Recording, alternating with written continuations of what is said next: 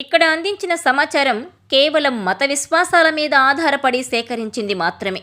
దీనికి సంబంధించిన శాస్త్రీయ ఆధారాలకు సంబంధించి R24 ఛానల్ ఎలాంటి బాధ్యత తీసుకోదు. ఈ సమాచారాన్ని పరిగణలోకి తీసుకునే ముందు పండితులను సంప్రదించి పూర్తి వివరాలు తెలుసుకోగలరు. పై సమాచారాన్ని R24 ఛానల్ ధృవీకరించడం లేదు.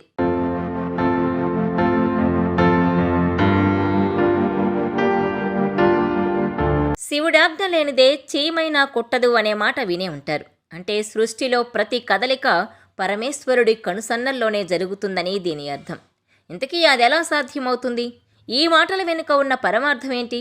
Watch this R24 special.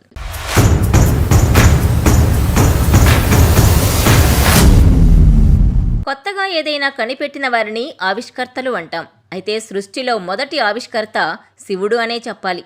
శివుడాజ్ఞ లేనిదే చీమైనా కుట్టదు అంటారు కదా.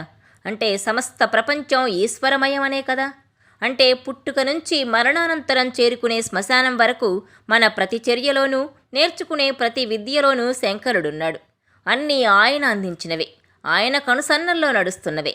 అందుకే సర్వం ఈశ్వరమయం అంటారు. సృజనాశక్తికి, భావ వ్యక్తీకరణకు ఆధారం భాష.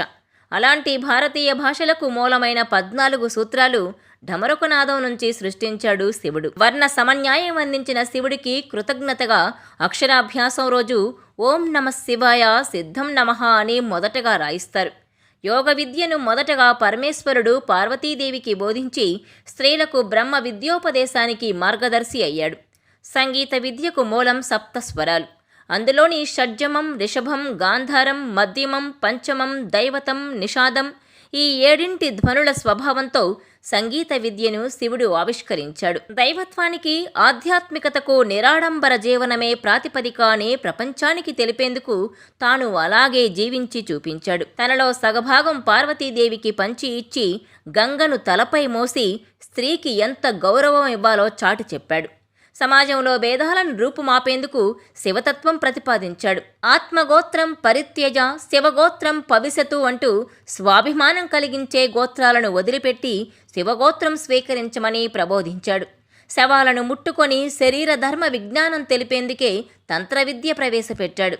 గుణహీనుడని, నిర్గుణుడని నిందించిన దక్ష ప్రజాపతి మాటలకు సమాధానంగా లింగరూపం ధరించి నిర్గుణ స్వభావాన్ని లోకానికి అందించాడు. అంటే లింగంపై ఎన్ని అభిషేకాలు చేసినా ఏవీ నిలబడకుండా చేసి తన దగ్గర ఏదీ ఉంచుకోననే సందేశం అందించాడు. నిర్గుణ తత్వానికి శివలింగం ప్రతీక అయితే సంపూర్ణ గురు స్వరూపానికి దక్షిణామూర్తి నిదర్శనం.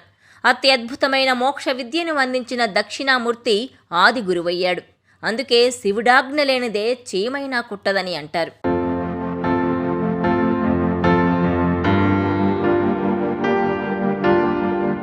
ఈ వీడియో మీకు నచ్చినట్లయితే please share, like and subscribe R24 Telugu.